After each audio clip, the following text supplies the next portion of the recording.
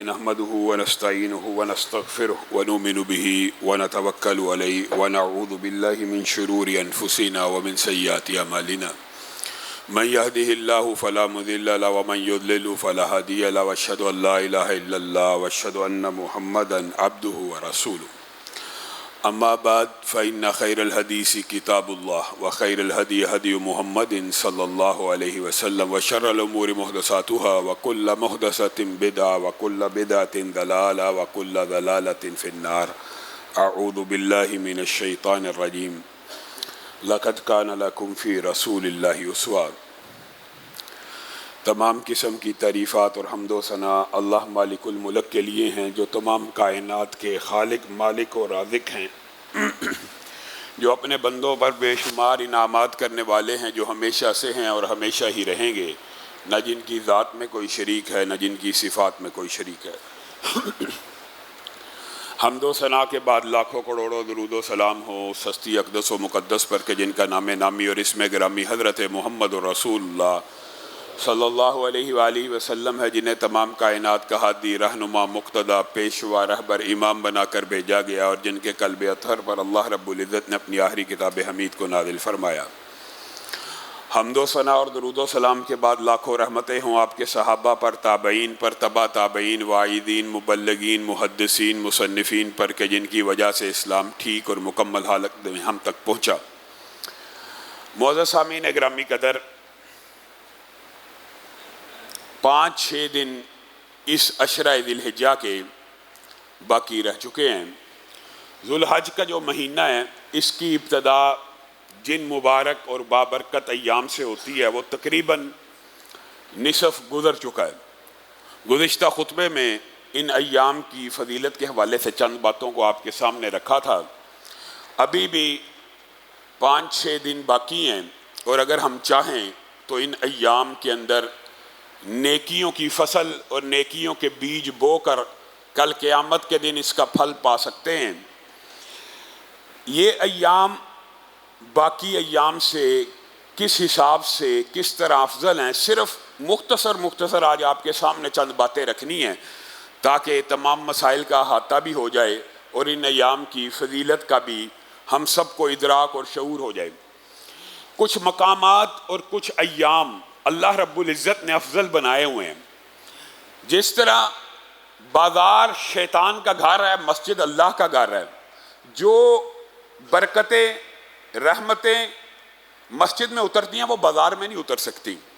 اسی طرح جو رحمتیں بڑی جامع مسجد میں اترتی ہیں وہ چھوٹی مساجد میں نہیں اترتی۔ اسی طرح جن مساجد میں نمازیوں کی تعداد زیادہ ہوتی ہے ان مساجد میں برکتیں اور رحمتیں زیادہ ہوتی ہیں بنسبت ان مساجد کے جہاں پہ تعداد کم ہوتی ہے، اور حدیث سے یہ بھی ثابت ہے کہ زیادہ افراد کی جماعت کم افراد کی جماعت سے افضل ہے۔ اسی طرح جو اجر و ثواب مسجد النبوی میں نماز کو ادا کرنے کا وہ دیگر مساجد میں نہیں ہے، اور جو بیت اللہ الحرام میں نماز کو ادا کرنے کا وہ مسجد النبوی میں بھی نہیں ہے۔ مسجد قباء میں آپ چلے جائیں، 2 رکعت نماز پڑھیں نفل کے لیے، عمرے کے برابر ثواب ہے۔ عام مسجدوں کی تو یہ فضیلت نہیں ہے۔ گویا کچھ مقامات اللہ نے ثواب کے اعتبار سے زیادہ رکھے ہیں، اسی طرح کچھ ایام بھی اللہ رب العزت نے ثواب کے اعتبار سے زیادہ رکھے ہیں۔ ان میں سے جو پورا ایک مہینہ جس کو باقی 11 مہینوں پہ فضیلت دی وہ رمضان کا مہینہ کہ اس میں قرآن پاک کو اللہ رب العزت نے نازل کیا۔ یہ پورے کا پورا مہینہ باقی تمام مہینوں کا سردار ہے، اور دنوں کے سردار کے اعتبار سے آپ کے علم میں ہے کہ جمعہ باقی ایام کا سردار ہے۔ لیکن ان 10 ایام کے اندر وہ کون سی خصوصی فضیلت ہے جو باقی ایام سے اس کو ممتاز کرتی ہے؟ مفسرین نے لکھا، اور مفسرین میں سے بعض نے والفجر ولیال عشر والشفع والوتر اس کی تفسیر کرتے ہوئے کہا اللہ رب العزت یا تو یہاں پہ پہلے ذی الحجہ کے چاند کے طلوع کی یا یوم نحر کے چاند کے طلوع کی یا سورج کے طلوع ہونے کی قسم کھا رہا ہے۔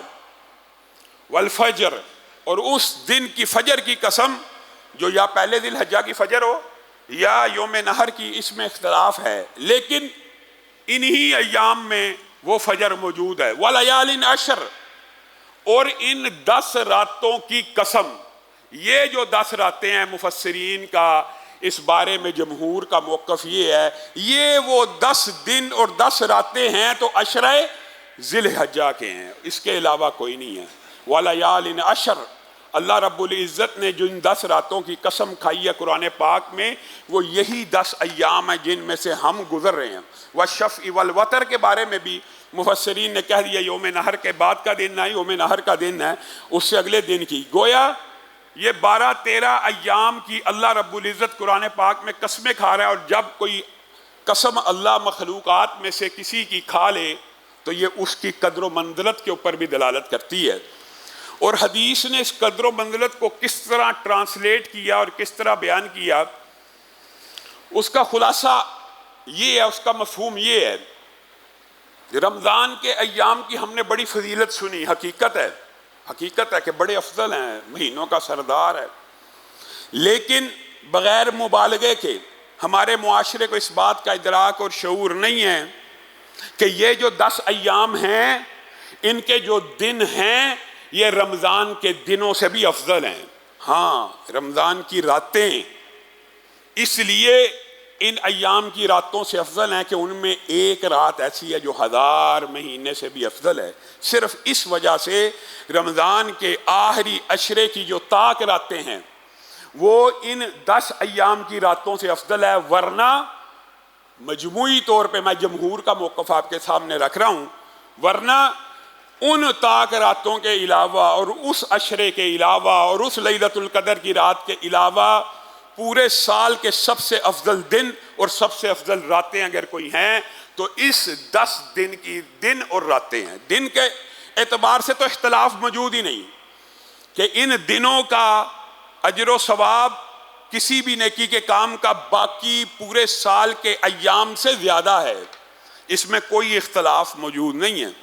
یہاں پہ البتہ کچھ اشکال آ جاتے ہیں لوگوں کے دماغ میں کہ کیا یہاں پہ رکھا گیا جو نفلی روزہ ہے وہ رمضان کے روزے سے افضل ہے. دیکھیں، رمضان کے ایام کے ثواب سے یہ عشرہ بہتر ہے، لیکن رمضان کے جو دن کا روزہ ہے وہ کس میں شامل ہے؟ فرائض میں. وہ نفل نہیں ہے، جو فرائض کا نفل کے ساتھ موازنہ نہیں ہو سکتا. اس وجہ سے رمضان کے روزوں کا ذی الحجہ کے روزوں سے موازنہ نہیں کیا جائے گا. آپ نفلی عبادت کا موازنہ کریں کہ رمضان کے دن میں آپ نے سبحان اللہ کہا، رمضان کے دن میں آپ نے 3 دفعہ قل ہو اللہ پڑھی، رمضان کے ایام میں آپ نے 10 دفعہ درود پاک پڑھا، جو آپ تسبیحات پڑھتے ہیں، صبح شام کے اذکار کرتے ہیں وہ پڑھ رہے ہیں. یہ رمضان میں کیے، ایک بندے نے رمضان میں سبحان اللہ کہا، اجر و ثواب لکھا گیا. ایک بندے نے ان 10 ایام میں سے کسی دن سبحان اللہ کہا، اجر و ثواب لکھا گیا.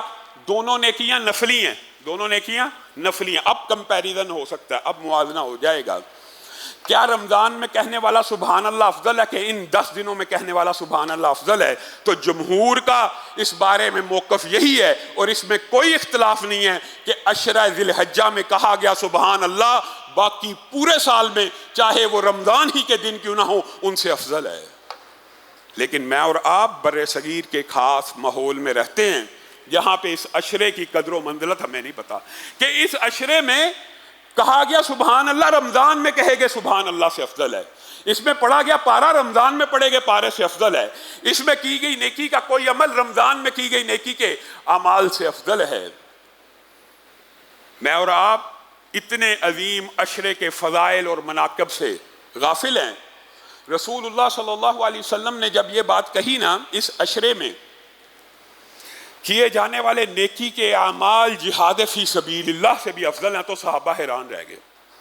اور صحابہ نے پوچھ لیا، جہاں پہ سوال پیدا ہوتا تھا صحابہ پوچھ لیا کرتے تھے، اللہ کے رسول جہاد فی سبیل اللہ سے بھی افضل کہ جس کے بارے میں آپ یہ مناقب اور فضائل بیان کرتے ہیں؟ کہا جی ہاں، اللہ یہ کہ کوئی شخص نکلے جان کے ساتھ اور مال کے ساتھ واپس آ رہا ہو تو شہید بن کے آ رہا ہے، نہ جان باقی ہے نہ مال باقی ہے.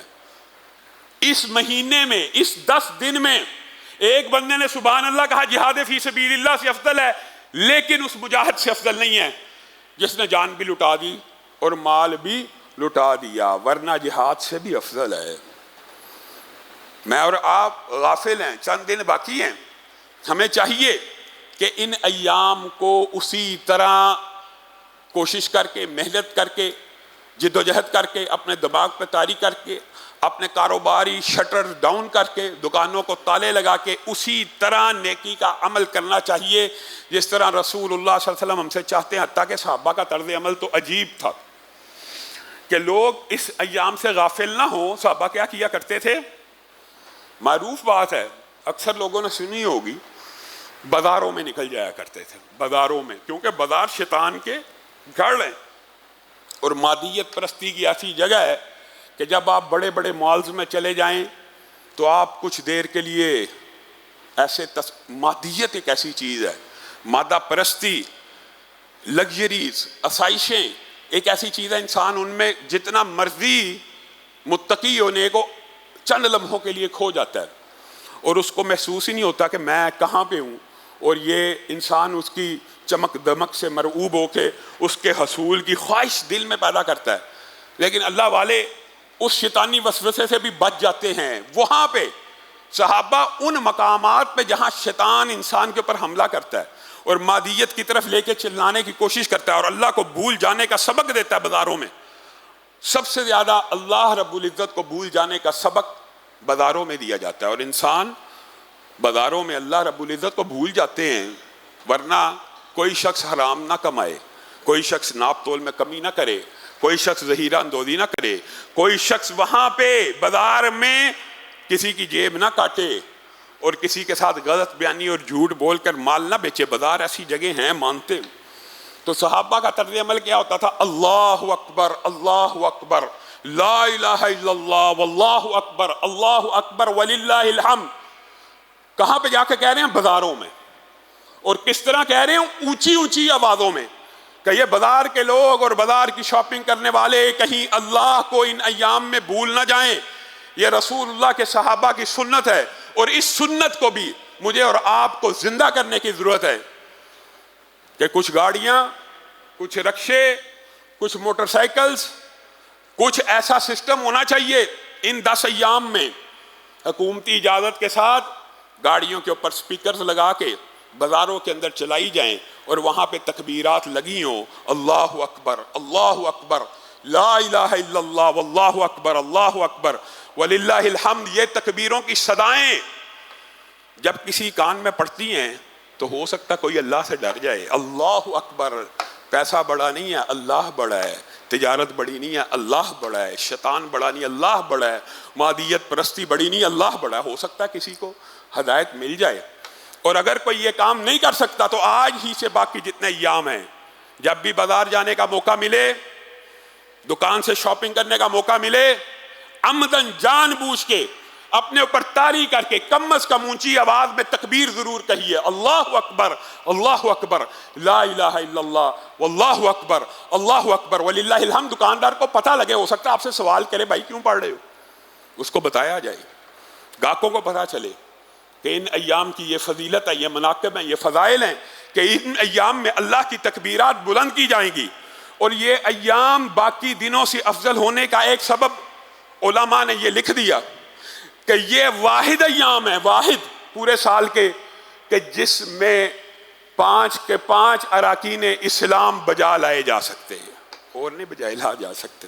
رمضان میں حج ہو سکتا ہے؟ نہیں ہو سکتا۔ 5 کے 5 اراکین اسلام کے ان ایام میں بجا لائے جا سکتے ہیں۔ اس وجہ سے یہ ایام باقی ایام سے بہتر ہیں۔ آپ نفلی عبادت کے طور پہ کمپیریزن کریں، صرف ایک روزہ رسول اللہ صلی اللہ علیہ وسلم نے کہا 9 تاریخ کا یوم عرفہ کا روزہ، اور یہ بات بھی یاد رکھ لیجئے گا، آج کے خطبے میں آپ سے کہا تھا کہ بعض مسائل کا ذکر بھی کریں گے۔ یہ 9 ذی الحجہ کا جو روزہ ہے، یہ آپ نے اپنے ملک کے 9 ذی الحجہ کا رکھنا ہے۔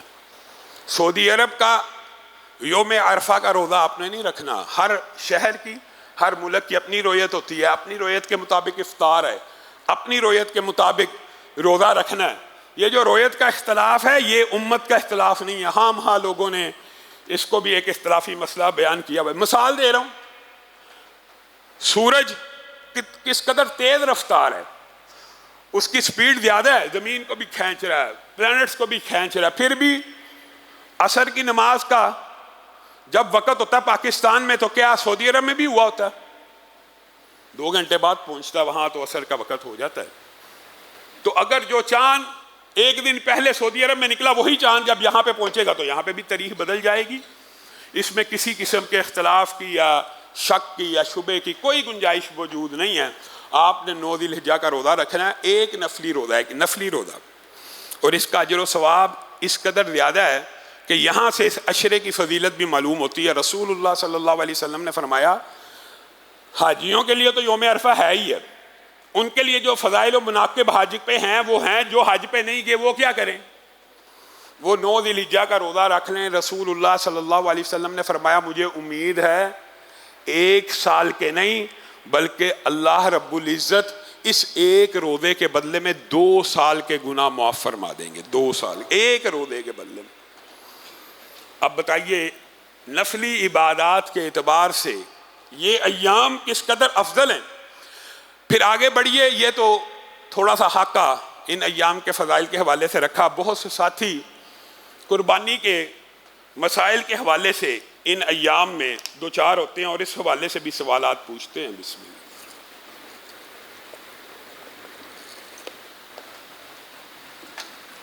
پہلی بات جو سب سے اہم ہے، ایک ہی حدیث میں 4 عیوب جو رسول اللہ صلی اللہ علیہ وسلم نے بیان کیے اور اس کے بعد بھی 2 عیب مختلف حدیثوں میں موجود ہیں. جانور کانا نہیں ہونا چاہیے، جانور لنگڑا نہیں ہونا چاہیے، اور جانور اتنا لاغر اور بیمار نہیں ہونا چاہیے کہ جس کی ہڈیوں میں گودا نہ رہے، یعنی بہت زیادہ کمزور جانور بھی نہیں ہونا چاہیے. پھر جانور کا جو کان ہے وہ آدھے سے زیادہ کٹا نہیں ہونا چاہیے. معمولی عیب ہے کان میں، تھوڑا سا عیب ہے ہلکا پھلکا، ٹیگ ڈالتے ہوئے چر گیا، تھوڑا سا کوئی نشان پڑ گیا، اس کی قربانی ہو جاتی ہے، جائز ہے. تھوڑے بہت عیب کان کے اوپر قربانی جائز ہے، نصف سے زیادہ کٹا ہو تو جائز نہیں ہے. اسی طرح سینگ کے بارے میں بھی یہی موقف ہے. ان عیوب سے پہلے جو معاشرے میں غلط العام ہے وہ یہ ہے لا تذبحوا الا مسنہ کی جو حدیث ہے اس کو اگنور کر دیا جاتا ہے. رسول اللہ صلی اللہ علیہ وسلم نے فرمایا نہ تم قربانی کرو نہ تم ذبح کرو مگر 2 دانت کے. اور 2 دانت کی ٹرانسلیشنز اور تشریح کے اندر یہ بات ثابت ہے کہ 2 دانت سے مراد عمر نہیں ہے، عمر نہیں ہے. 2 دانت سے مراد 2 دانت ہیں اور 2 دانت سے مراد ان کا طلوع ہونا ہے. یہاں پہ ہمارے معاشرے میں بیپاری اپنا جانور بیچنے کے لیے کہتے ہیں 1 سال کا ہو گیا. بھائی حدیث میں 1 سال کا لفظ نہیں ہے، حدیث میں 2 دانت کا لفظ ہے. جی یہ 2 دانت ٹوٹ چکے ہیں، دوندا ہو گیا ہے. حدیث میں ٹوٹنے کا بھی ذکر نہیں ہے. حدیث کا جو ٹرانسلیشن ہے وہ طلوع ہونے کا ہے. 2 دانت طلوع ہو جائیں، نمودار ہو جائیں، چاہے بالکل چھوٹے ہی کیوں نہ ہو، 2 دانت نمودار ہو جائیں تب اس کی قربانی جائز ہے. یہ کہنا کہ 2 دانت کا مطلب 1 سال ہے، بکری میں 2 دانت کا مطلب گائے میں 2 سال ہے، 2 دانت کا مطلب اونٹ میں 5 سال ہے، یہ فہم باطل ہے.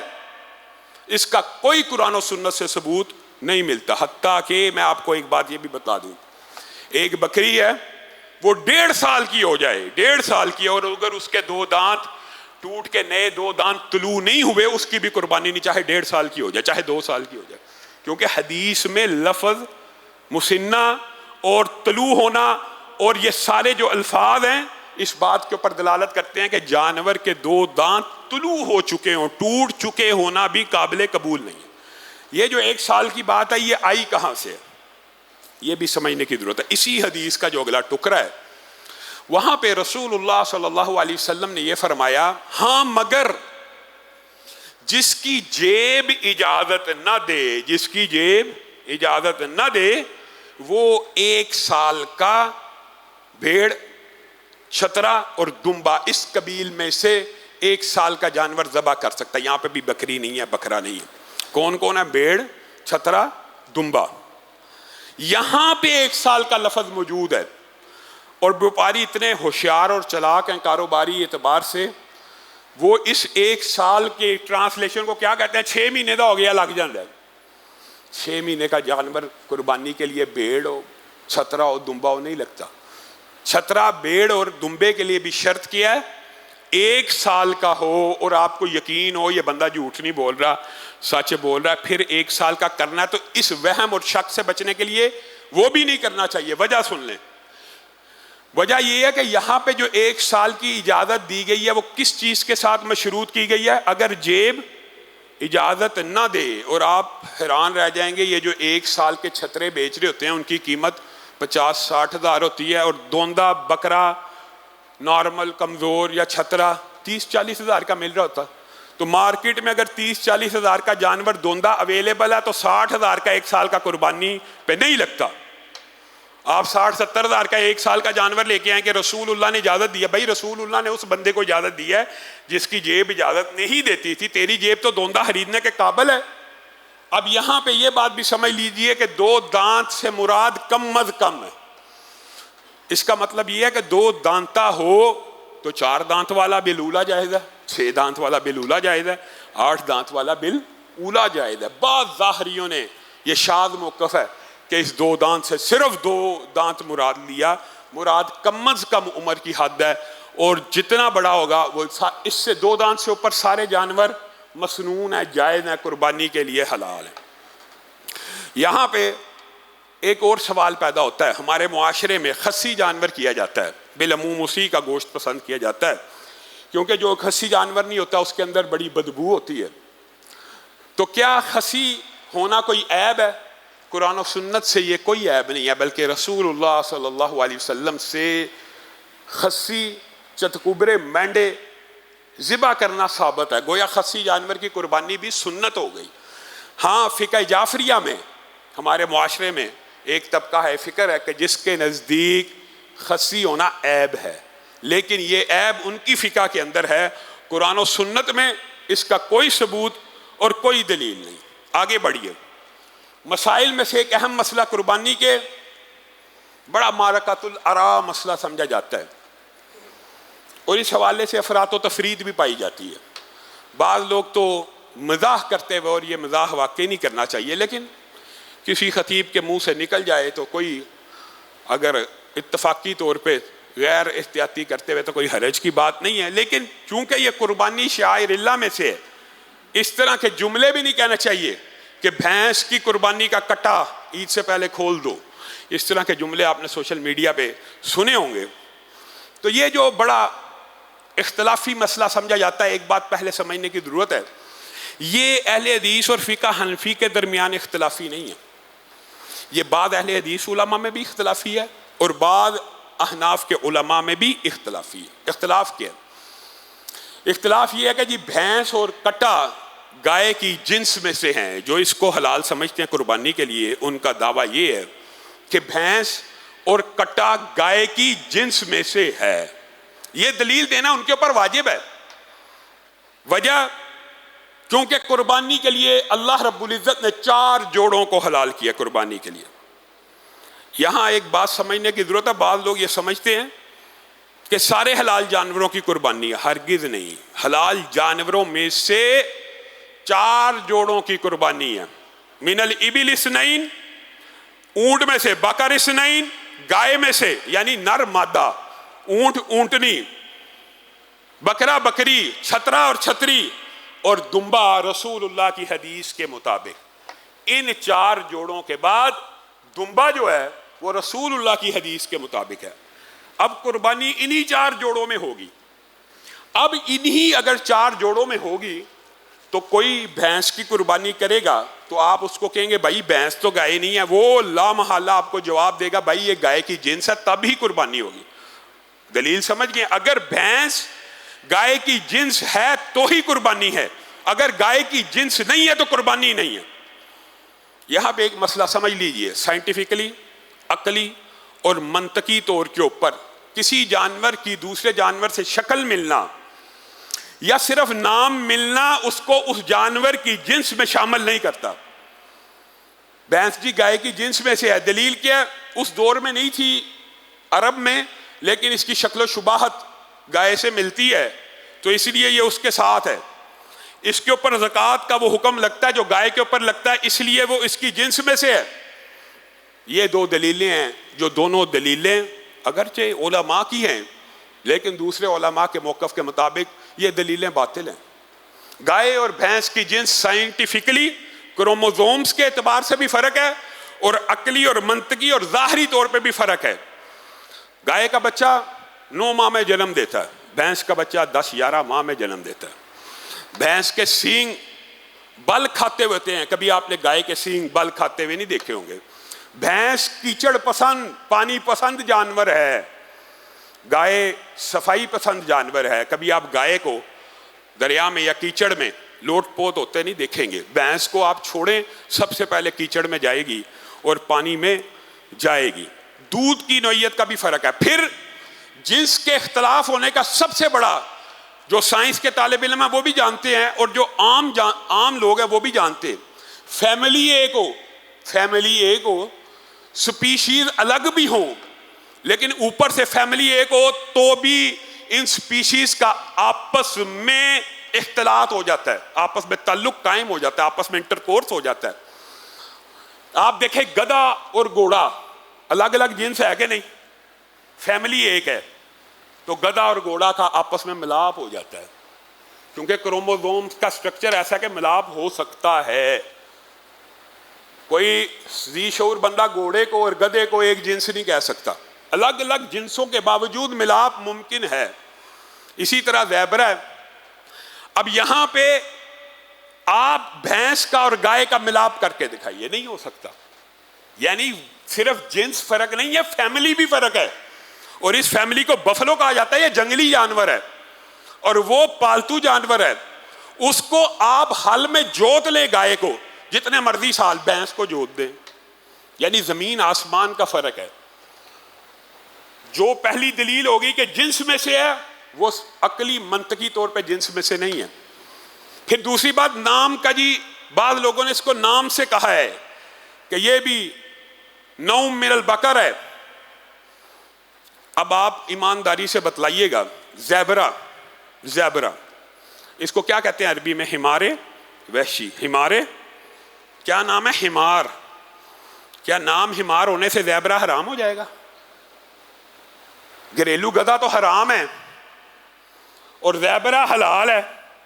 صرف نام ہونے سے بھی، اول تو یہ دلیل پیسے ہی کمزور ہے، لیکن اگر کسی نے کہہ بھی دیا ہے تو ہم نام ہونے سے بھی چیزوں کی حلت اور حرمت اور قربانی میں داخل نہیں ہو سکتی. لیکن بات وہی ہے، چونکہ علماء کا اختلاف ہے تو اگر کوئی ایک موقف کو اختیار کرے اس کے لیے سختی نہیں ہونی چاہیے، کوئی دوسرے کو اختیار کرے اس کے لیے سختی نہیں ہونی چاہیے. لیکن پھر جو یہ آخری دلیل وہ یہ دیتے ہیں، 3 ہی دلیلیں ہیں. تیسری دلیل کہ بھینس کے اوپر احکامات لگتے ہیں گائے کے زکوٰۃ والے. یہاں پہ یاد رکھیے احتیاط کا ایک کلیہ ہوتا ہے، فقی. بھینس کے اندر زکوٰۃ دینے میں احتیاط ہے کہ گائے کے اوپر قیاس کیا جائے اور اس کے مطابق زکوٰۃ دی جائے. اور قربانی کے اندر احتیاط یہ ہے کہ وہ نہ کی جائے. احتیاط کے بھی 2 فقہی قاعدے ہوتے ہیں. قربانی کے اندر بھینس کو لے کے جائیں تو احتیاط یہ ہے کہ ان 4 اجناس کی جائے اور بھینس کو نہ کیا جائے. اور زکوٰۃ کے اندر جب احتیاط کا کلیہ آئے گا تو ادا کرنا احتیاط کا پہلو ہے، اس لیے یہاں پہ احتیاطاً ادا کی جاتی ہے. تو یہ 3 جو دلائل ہیں یہ ان لوگوں کے ہیں. اور میں حیران ہوتا ہوں کئی مرتبہ کہ بھینس کی قربانی پہ اتنا لمبا چوڑا 10 دن بحث ہوتی ہے، ہر سال 10 دن. بھینس تو اب گائے سے سستی رہی بھی نہیں، بھینس تو اب مہنگی ہے. اب گائے اویلیبل ہے، اب وہ 4 اجناس جن کے اوپر کوئی شک و شبہ نہیں موجود ہیں تو ان کو کرنے کی بجائے ایک مشکوک چیز کو کرنے کا کیا فائدہ ہو سکتا ہے؟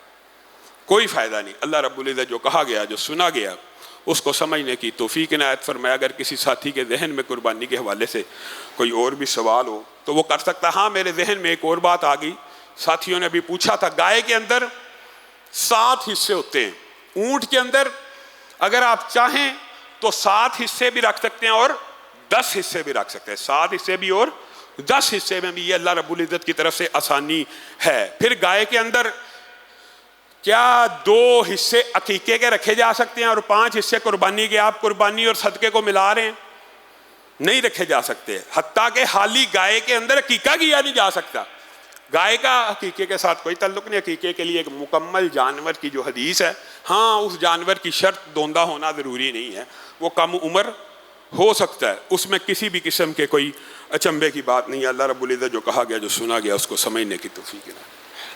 ان الحمد للہ نحمده ونستعینه ونستغفره ونؤمن به ونتوکل علیہ ونعوذ باللہ من شرور انفسنا ومن سیئات اعمالنا من یهده الله فلا مضل له ومن یضلل فلا هادی له واشهد ان لا الہ الا اللہ واشهد ان محمدا عبده ورسوله اما بعد فان خیر الحدیث کتاب اللہ وخیر الهدی هدی محمد صلی اللہ علیہ وسلم وشر الامور محدثاتها وكل محدثة بدعة وكل بدعة ضلالة وكل ضلالة في النار۔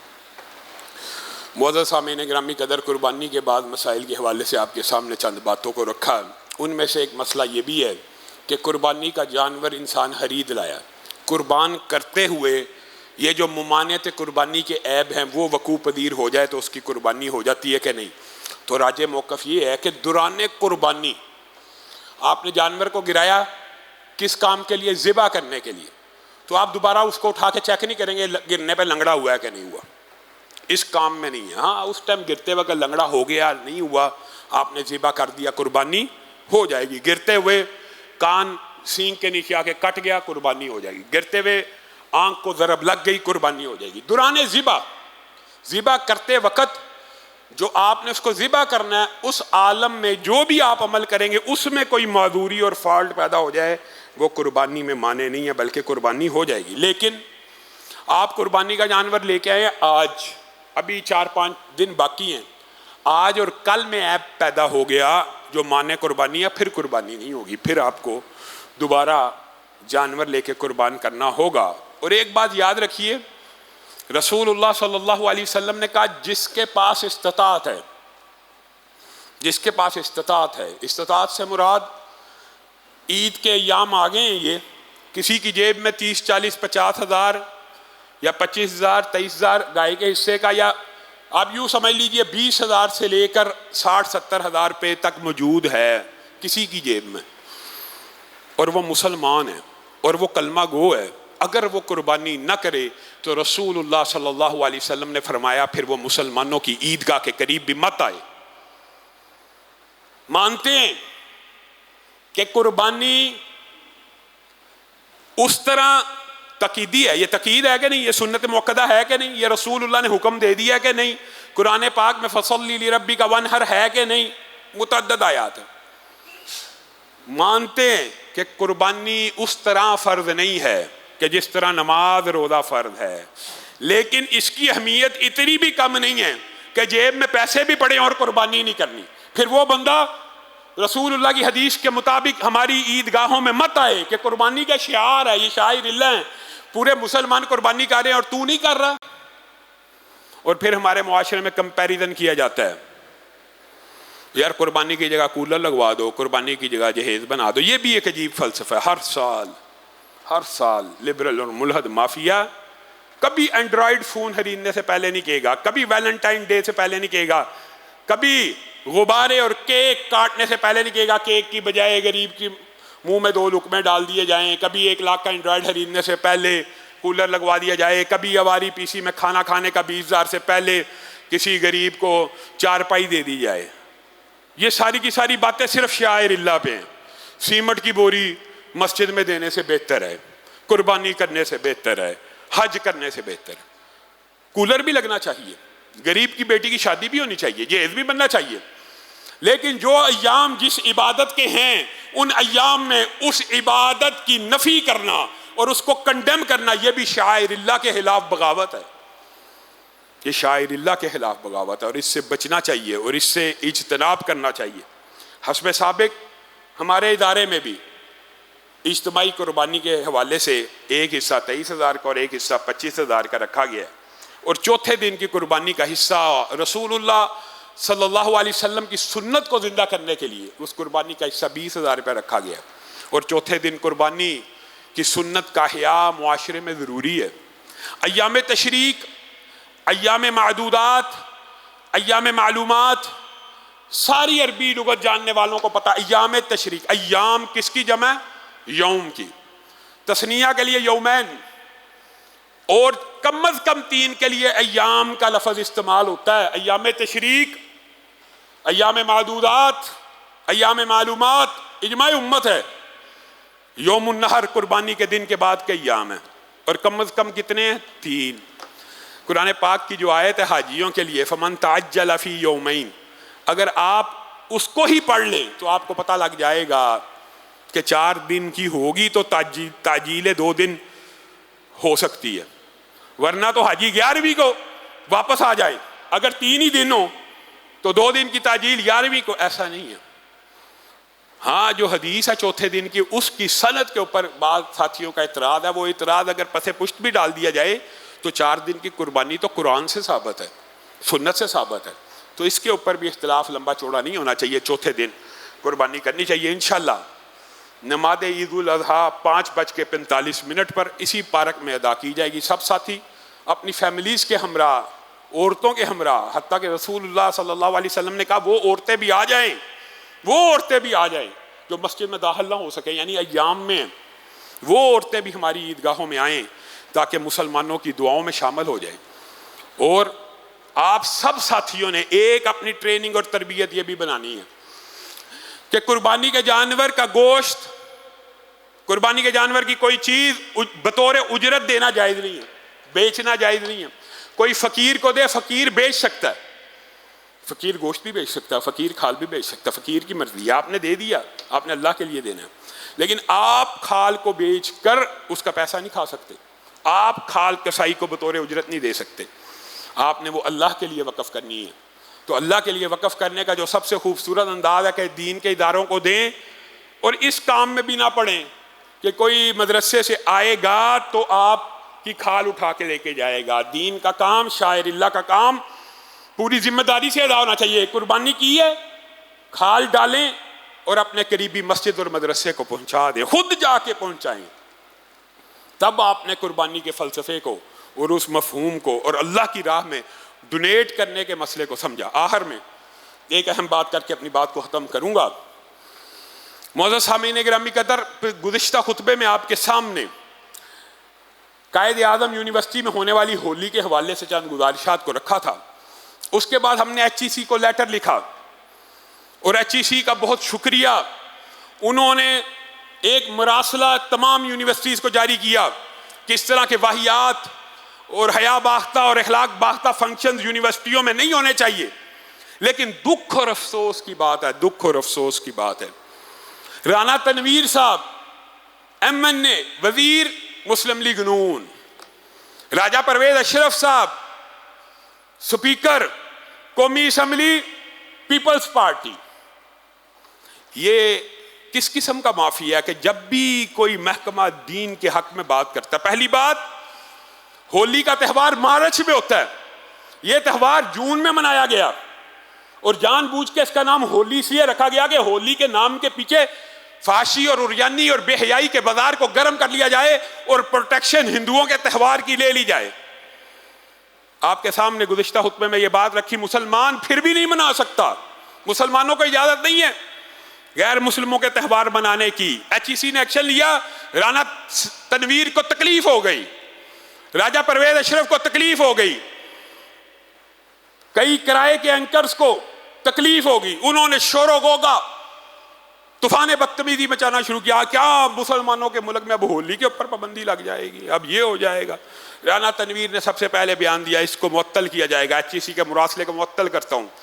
راجہ پرویز اشرف نے قومی اسمبلی میں ہرزہ سرائی کی، شاہ زیب خان زادہ نے جیو کے اوپر بیٹھ کے اس ٹرائیکا کا نتیجہ، اگر ابھی بھی آپ کو سمجھ نہیں آیا، رانا تنویر صاحب کس پارٹی کے ہیں؟ نون لیگ کے، اور پارٹی کا نام کیا ہے؟ مسلم لیگ۔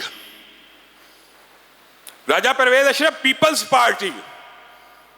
آپ ایمانداری سے بتلائیے کیا مسلم لیگ کا یہ طرز عمل اور وتیرہ ہونا چاہیے کہ اسلام کے مطابق کوئی فیصلہ ہو اور اس کا ایک ایم این اے کھڑا ہو کے اس فیصلے کے خلاف اور اس مراسلے کو کینسل کرے؟ ہماری شہباز شریف صاحب سے اپیل ہے کہ رانا تنویر کو اس وزارت سے ہٹایا جائے اور اس کو اپنی کابینہ سے نکال دیا جائے. یہ 1% مافیا، 1% لبرل اور سیکولر اور بے دین اور ملحد مافیا کی وجہ سے راجہ پرویز اشرف صاحب، شاہ بھانزادہ صاحب، ان کو ایسی تکلیف ہوتی ہے. ووٹ انہوں نے آپ سے لینا ہوتا ہے، ووٹ اسلام پسندوں سے. پورے حلقے میں اسلام پسندوں کا ووٹ موجود ہے. اگر رانا تنویر صاحب نے اپنا یہ فیصلہ واپس نہ لیا تو انشاءاللہ آپ بھی وعدہ کرتے ہیں نا کہ ان لوگوں کو الیکشن میں ووٹ نہیں ڈالا جائے گا. رانا تنویر صاحب آپ کے حلقہ اسلام پسندوں سے بھرا ہوا ہے، ووٹ آپ نے ان سے لینا ہے، یہ 1% مافیا سے نہیں لینا. راجہ پرویز اشرف یعنی پیپلز پارٹی، عوام 70% آج بھی اسلامی اور مذہبی ذہن کی موجود ہے. کوئی یہ نہیں چاہتا کہ ہماری بچی گھر سے بھاگ جائے، ہماری بچی بے حیائی اور فحاشی کے کام کرے، ہماری بچی یونیورسٹیوں میں ڈانس بنگڑا اور گانے گائے. ہولی کا تہوار ہندوؤں کو منانے کی اجازت ہے، مسلمانوں کو نہیں ہے. اور 9 جون کو، جون کے مہینے میں کون سی ہولی ہو رہی ہے؟ یہ بے حیائی اور اخلاق باختہ تہوار. اور اگر ایچ ای سی نے ہمت کر کے، کوشش کر کے، کوئی دین پسندوں نے ایک لیٹر جاری کر ہی دیا کہ اس طرح کے اخلاق باختہ اور حیا باختہ ویڈیوز آپ سوشل میڈیا پہ نشر نہ کریں اور آپ کو نہیں کرنی چاہیے، تو اس پورے مافیا کو تکلیف ہونا شروع ہو گئی. افسوس ہے، یہ صرف اسلام کے اوپر حملہ آور ہیں، یہ سیاستدان ہیں، ان کی ترجیحات بات آئی ہے تو دل دکھتا ہے. سینٹ کے چیئرمین کی مراعات اگر آپ پڑھ لیں آپ حیران رہ جائیں. میرے ذہن میں آ رہا تھا کہ بڑا سینٹ کے چیئرمین سے ظلم ہو گیا جی، مراعات میں کفن دفن نہیں لکھا ہوا، وہ بھی لکھ دو تاکہ بے گور و کفن نہ دفن ہو جائے. 6 گارڈ ساری زندگی کے لیے، 7 12 ملازمین ساری زندگی. بھائی کفن بھی لکھ دینا تھا، وہ تو سستا آتا ہے. کوئی ایک ایسی چیز نہیں چھوڑتے. یہ اسلام کے اوپر حملہ آور، یہ طبقہ ہمیشہ اور خاص طور پہ ہر پارٹی کے اندر آپ نے اس الیکشن سے پہلے نشاندہی کرنی ہے. اس پارٹی کے اندر یہ بے ایمان اسلام دشمن ہے، یہ بندہ اسلام دشمن ہے، یہ بندہ اسلام دشمن ہے، اس کو کسی صورت بھی ووٹ نہیں ڈالنا. ہمارے ایک ساتھی ہیں حنیف بھائی، ان کے والد کا انتقال ہو گیا. انشاءاللہ